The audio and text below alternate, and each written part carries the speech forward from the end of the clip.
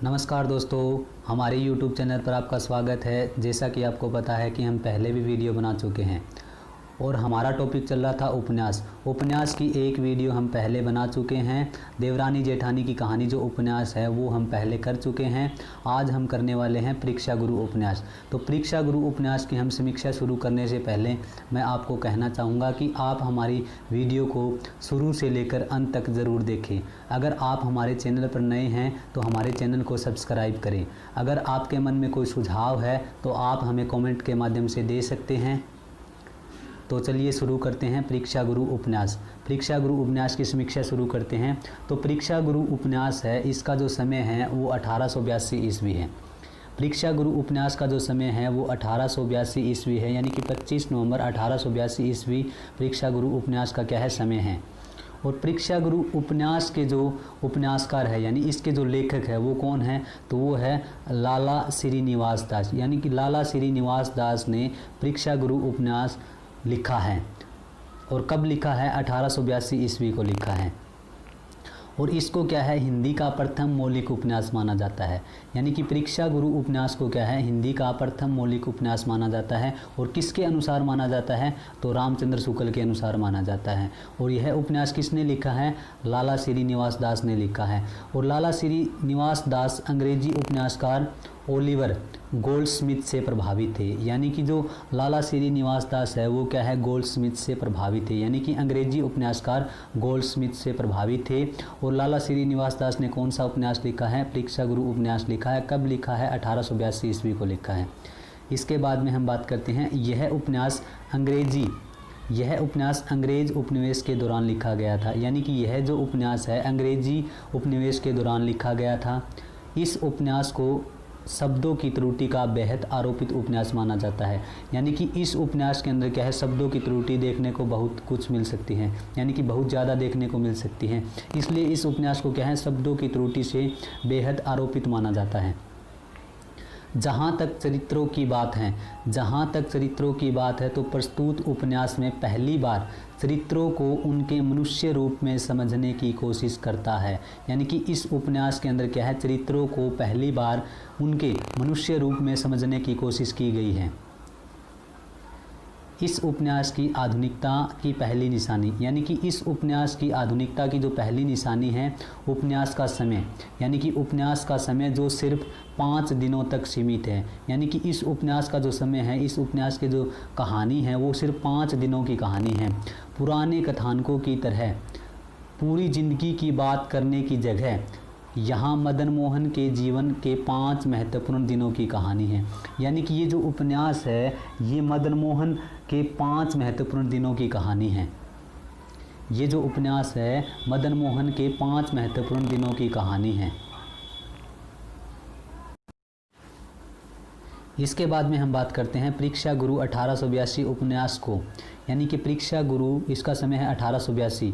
उपन्यास को अनेक आलोचकों ने ऐसा माना है, यानी कि अनेक आलोचकों का ऐसा मानना है कि लेखक स्वयं ने उपन्यास के प्रारंभ में निवेदन करते हुए लिखा है। यानी कि आलोचकों का मानना है कि लेखक ने क्या है, खुद ने क्या है, जो प्रारंभ में क्या है निवेदन करते हुए लिखा है कि अब तक नागरी और उर्दू में, यानी कि अब तक क्या है, नागरी और उर्दू में अनेक अच्छी पुस्तकें तैयार हो चुकी हैं।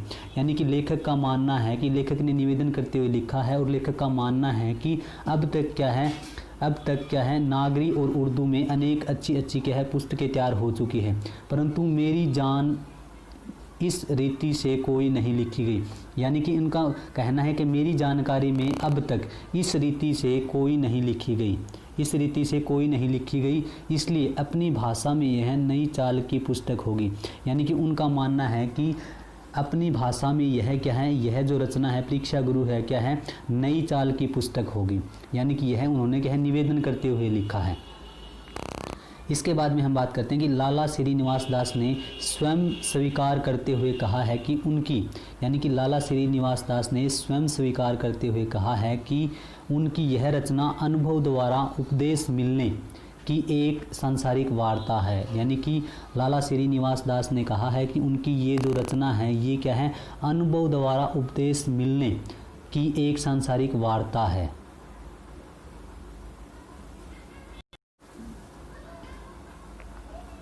इसके बाद में हम बात करते हैं इसकी भूमिका की। परीक्षा गुरु उपन्यास की जो भूमिका है उसकी बात करते हैं तो नई चाल के स्पष्टीकरण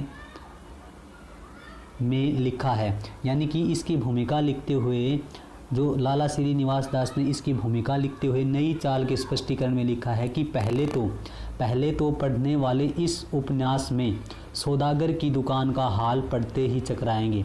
यानी कि उनका मानना है कि जो पहले पढ़ने वाले हैं इस उपन्यास को जो पढ़ेंगे ना, वो क्या है, इस पुस्तक में सौदागर की दुकान का हाल पढ़ते ही क्या है, चकराएंगे।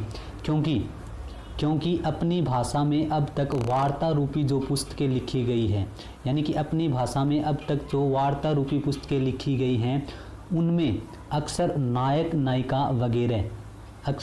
नायिका वगैरह का हाल ठेठ से सिलसिलेवार यथाक्रम, यानी कि क्रमबद्ध तरीके से क्या है, चलता है। जैसे कोई राजा बादशाह सेठ साहूकार का लड़का था। जैसे कि कोई राजा या बादशाह या सेठ साहूकार का लड़का था, उसके मन में इस बात से यह रुचि हुई, यानी कि उसके मन में इस बात से यह रुचि हुई एवं उसका यह परिणाम निकला कि ऐसा सिलसिला इसमें कुछ भी नहीं होता, यानी कि ऐसा सिलसिला इसमें कुछ भी नहीं होता। अपनी भाषा में यह नई चाल की पुस्तक होगी, यानी कि उनका मानना है कि अपनी भाषा में यह क्या है, नई चाल की पुस्तक होगी। ये क्या है, लाला श्रीनिवास दास ने क्या है, अपनी भूमिका में लिखा है।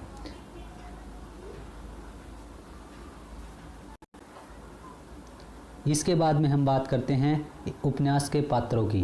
तो उपन्यास के पात्रों में सबसे पहले हम लेते हैं लाला मदन मोहन को। लाला मदन मोहन क्या है, दिल्ली का कारोबारी व साहूकार, मध्यवर्गीय मनोवृत्ति से ग्रसित है। यानी कि लाला मदन मोहन दिल्ली का कारोबारी व साहूकार है, मध्यवर्गीय मनोवृत्ति से क्या है, ग्रसित है। समस्त कथा इसी पर आधारित है, यानी कि जो समस्त कथा है क्या है, लाला मदन मोहन पर आधारित है। और लाला मदन मोहन की जो पत्नी है उसका क्या नाम है, कामनी नाम है उसका। इसके बाद में हम बात करते हैं ब्रज किशोर की। ब्रज किशोर क्या है, लाला मदन मोहन का क्या है, सच्चा मित्र है। ब्रज किशोर क्या है, लाला मदन मोहन का सच्चा मित्र है, बुद्धिमान है, वह शिक्षित है तथा वकील, यानी कि पेशे से क्या है, वकील है। और इसी के सहयोग से क्या है, मदन मोहन क्या है, संकटों से बाहर निकलता है। यानी कि ये जो ब्रज किशोर है इसका सच्चा मित्र है, पढ़ा लिखा है, वकील है, और इसी के क्या है, सहयोग से ये क्या है, संकटों से बाहर निकलता है। और जो ब्रज किशोर की जो पत्नी है वो है प्रियवंदा क्या है, ब्रज किशोर की क्या है, पत्नी है। इसके बाद में हम बात करते हैं मास्टर शंभू दयाल की। मास्टर शंभू दयाल ने क्या है, मदन मोहन को अंग्रेजी पढ़ाने आता है। यानी कि जो मास्टर शंभूनाथ है ये क्या है, मदन मोहन को क्या है, अंग्रेजी पढ़ाने के लिए आया था, लेकिन पढ़ाना लिखाना भूलकर इन दोनों में क्या है, दोस्ती हो जाती है। यानी कि पढ़ाना लिखाना छोड़कर मास्टर शंभूलाल और मदन मोहन के में क्या है, दोस्ती हो जाती है। इसके बाद में हम बात करते हैं मुंशी चुन्नीलाल। इनका मन पढ़ने लिखने में कम लगता है। यानी कि मुंशी चुन्नीलाल है, इनका जो मन है पढ़ने लिखने में कम लगता था। कुछ बड़ी बड़ी पुस्तकों से ऐसी बातें याद कर रखी थी। यानी कि इन्होंने कुछ बड़ी बड़ी पुस्तकों से ऐसी बातें याद कर रखी थी जिसे नए नए आदमियों को सुनाकर अपना प्रभाव जमा लेता था। यानी कि ये क्या है, इन्होंने क्या है, बड़ी बड़ी कुछ पुस्तकें पढ़ रखी थी और उनकी ऐसी बातें याद कर रखी थी जो कि नए नए आदमियों को सुनाकर क्या है, अपना प्रभाव जमा लेते थे। मगर ये क्या है, स्वार्थी स्वभाव के थे। ये जो मुंशी चुन्नीलाल क्या है, स्वार्थी स्वभाव के थे। इसके बाद में हम बात करते हैं पुरुषोत्तम की। पुरुषोत्तम क्या है, ईर्ष्यालु व्यक्ति है। धनवान, बुद्धिमान व सुखी लोगों को देखकर ईर्ष्या करता है। यानी कि जो पुरुषोत्तम ये क्या है, ईर्ष्यालु व्यक्ति है और धनवान, बुद्धिमान और सुखी लोगों को देखकर क्या है, ईर्ष्या करता है। इसके बाद में हम बात करते हैं हकीम अहमद हुसैन की। हकीम अहमद हुसैन कम हिम्मत वाला व्यक्ति है। हकीम अहमद हुसैन कम हिम्मत वाला व्यक्ति है। मदन मोहन को औषधि उसी की इच्छा अनुसार देता है। यानी कि ये जो मदन मोहन को जो औषधि देता है, जो आयुर्वेदिक जो दवा देता है, ये क्या है, इसी यानी कि मदन मोहन के इच्छा अनुसार ही देता है। इसके बाद में हम बात करते हैं बाबू वैद्यनाथ की। यानी बाबू वैद्यनाथ क्या है, रेलवे में नौकर है और अंग्रेजी इनको क्या है, अच्छी आती है, यानी कि अंग्रेजी के अच्छे जानकार हैं। इसके बाद में हम इसके कथानक यानी इसके सारांश की बात करते हैं। तो इसमें मदन मोहन एक समृद्ध वैश्य परिवार में पैदा होता है, यानी कि मदन मोहन क्या है, एक समृद्ध वैश्य परिवार में पैदा होता है, पर बचपन में अच्छी शिक्षा और उचित मार्गदर्शन न मिलने के कारण और युवावस्था में गलत संगति में पड़कर अपनी सारी दौलत खो बैठता है। यानी कि जो मदन मोहन है इसको क्या है, अच्छी शिक्षा और उचित मार्गदर्शन नहीं मिलता और बचपन में यानी कि युवावस्था में ये क्या है, गलत संगति के अंदर पड़ जाता है और क्या है, अपनी सारी दौलत क्या है, खो बैठता है। वह अपनी यानी कि वह पत्नी और सच्चा मित्र ब्रज किशोर की एक भी नहीं सुनता, यानी कि वह जो अपनी पत्नी और ब्रज किशोर जो कि इसका सच्चा मित्र है उसकी एक भी नहीं सुनता। एक दिन कपड़ा विक्रेता हर किशोर, यानी कि एक दिन कपड़ा विक्रेता हर किशोर से मदन मोहन की बहस हो जाती है, यानी कि हर किशोर से क्या है, मदन मोहन की बहस हो जाती है और बात सभी लेनदार यानी कि जो व्यापारी है, जितने भी व्यापारी थे उन व्यापारियों के अंदर क्या है, पहुंच जाती है। धीरे धीरे व्यापार में मदन मोहन का रिश्ता अन्य से क्या है, टूट जाता है, यानी खराब हो जाता है। यानी कि जो मदन मोहन का रिश्ता क्या है, जितने भी व्यापारी थे सबके साथ क्या है, खराब हो जाता है।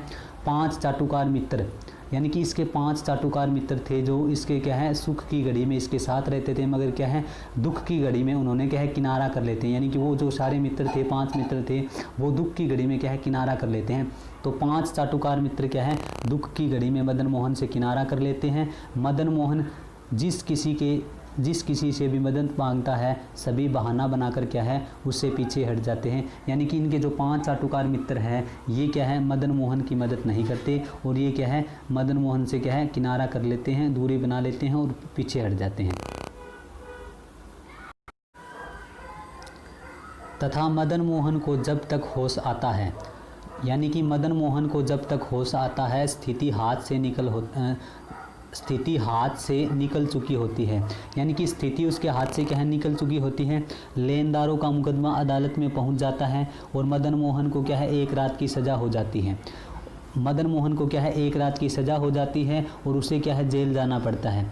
इस विपत्ति में मदन मोहन की आंखें खुल जाती है, यानी इस विपत्ति से क्या है, मदन मोहन की आंखें खुल जाती है और खुद को बदलने का निश्चय करता है। यानी कि मदन मोहन क्या है, खुद को बदलने का निश्चय करता है।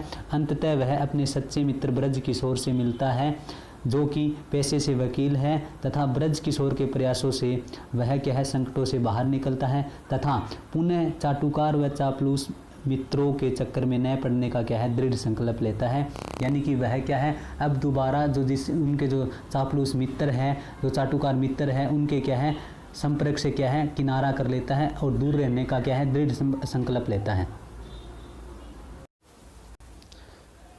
इसके बाद में हम करते हैं कि लेखक ने स्थान पर यह स्पष्ट करना चाहा है कि बिगाड़ने वाले स्वार्थी मित्र, यानी कि बिगाड़ने वाले स्वार्थी मित्र विपत्ति आने पर मदन मोहन का क्या है, साथ छोड़ जाएंगे। अतः विपत्ति की परीक्षा ही सच्चे या स्वार्थी मित्र की क्या है, पहचान है। यानी कि लेखक क्या कहना चाहता है कि जैसे मदन मोहन का विपत्ति आने पर जो मित्र साथ छोड़ जाते हैं, वैसे ही क्या है, विपत्ति आने पर जो मित्र साथ छोड़ जाता है उसका तब ही पता चलता है कि कौन स्वार्थी मित्र है और कौन सच्चा मित्र है। तो उपन्यास, इसके बाद में हम करते हैं, उपन्यास में लाला मदन मोहन को व्यापारी महाजनी संस्कृति का प्रतीक माना गया है। यानी कि इस उपन्यास के अंदर क्या है, लाला मदन मोहन को क्या है, व्यापारी महाजनी संस्कृति का क्या है, प्रतीक माना गया है। इसके बाद में उपन्यास में मुख्य रूप से देश के प्रति चिंता व्यक्त की गई है। यानी कि इस उपन्यास के अंदर क्या है, मुख्य रूप से क्या है, देश के प्रति चिंता व्यक्त की गई है। हमें अपनी पूंजी का संरक्षण करना चाहिए और बताया गया है कि हमें क्या है, अपनी पूंजी का संरक्षण करना चाहिए तथा उस पूंजी का संरक्षण तथा उपयोग अपने देश के हित में करना चाहिए। यानी कि देश हित के अंदर क्या है, इस उपन्यास के अंदर क्या है, देश हित की भी बात की गई है। इसके बाद में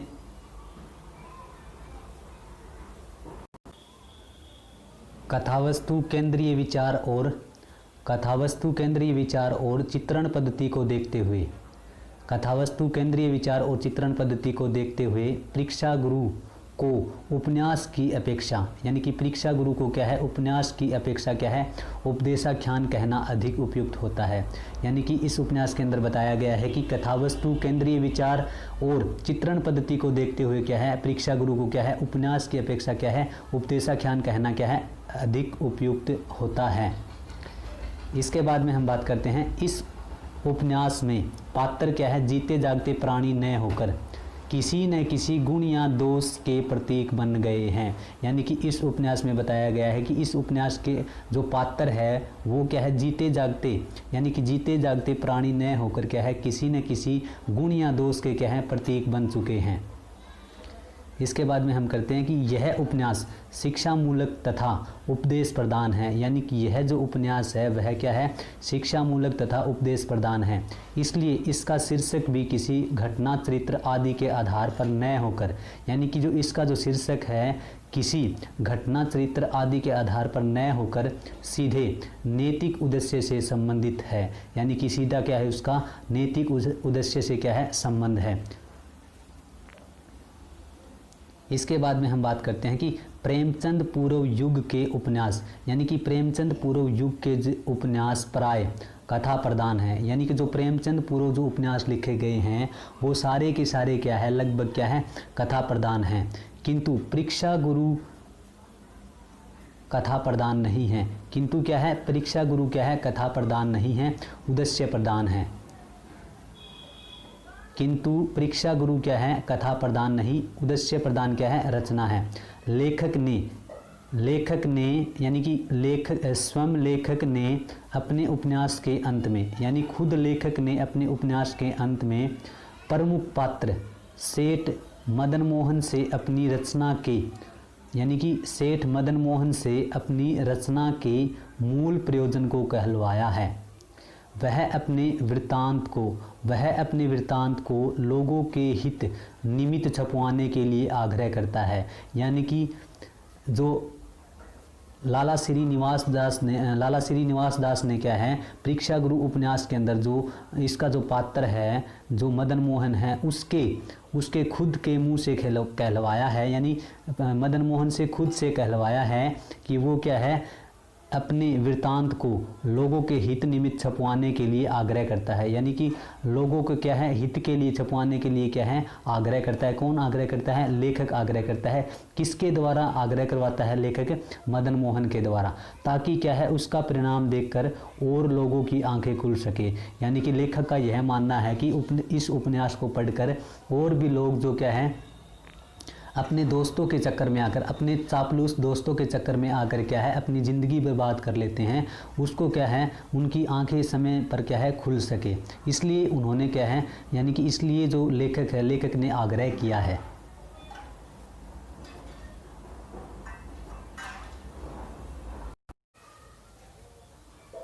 इसके बाद हम पंक्ति तथा प्रमुख कथन लेते हैं। यानी कि इसके जो पंक्ति है एक दो प्रमुख कथन हैं, उसके बारे में चर्चा करते हैं।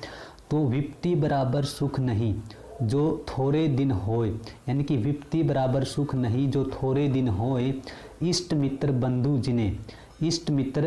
जिने जाने परे सब कोय, इष्ट मित्र बंधु जिने जाने परे सब कोय। यानी कि ये इसकी क्या है, ये इस उपन्यास की क्या है, प्रमुख पंक्ति है कि विपत्ति बराबर सुख नहीं जो थोड़े दिन होए, इष्ट मित्र बंधु जिन्हें जाने परे सब कोय। इसके बाद में इसकी दूसरी पंक्ति है, धीरज धर्म मित्र अरुनारी, यानी कि धीरज धर्म मित्र अरुनारी, आपत्ति काल परखिए चारी। यानी कि धीरज धर्म मित्र अरुनारी, आपत्ति काल परखिए चारी। यानी कि आपत्ति आने पर क्या है, धीरज धर्म मित्र अरुनारी, इन सब को क्या है, पहचाना जा सकता है। कब पहचाना जा सकता है, आपत्ति आने पर। इसके बाद में रामचंद्र शुक्ल का इस उपन्यास के बारे में कुछ कथन है। यानी कि रामचंद्र शुक्ल ने कुछ लिखा है। तो क्या लिखा है रामचंद्र शुक्ल ने, देखते हैं। रामचंद्र शुक्ल ने लिखा है कि अंग्रेजी ढंग का मौलिक उपन्यास पहले पहल, यानी कि अंग्रेजी ढंग का मौलिक उपन्यास पहले पहल हिंदी में लाला श्रीनिवास दास का परीक्षा गुरु ही है। यानी कि उनका मानना है कि अंग्रेजी ढंग का जो मौलिक उपन्यास हिंदी के अंदर जो पहले पहल का है वो क्या है, परीक्षा गुरु को ही माना है। किसने माना है? रामचंद्र शुक्ल ने माना है। तो आज के लिए इतना ही काफ़ी। हमारी वीडियो को देखने के लिए धन्यवाद। वीडियो को शेयर, लाइक, कमेंट और हमारे चैनल को सब्सक्राइब करें। अगर आप हमारे चैनल पर नए हैं तो हमारे चैनल को सब्सक्राइब करें। धन्यवाद।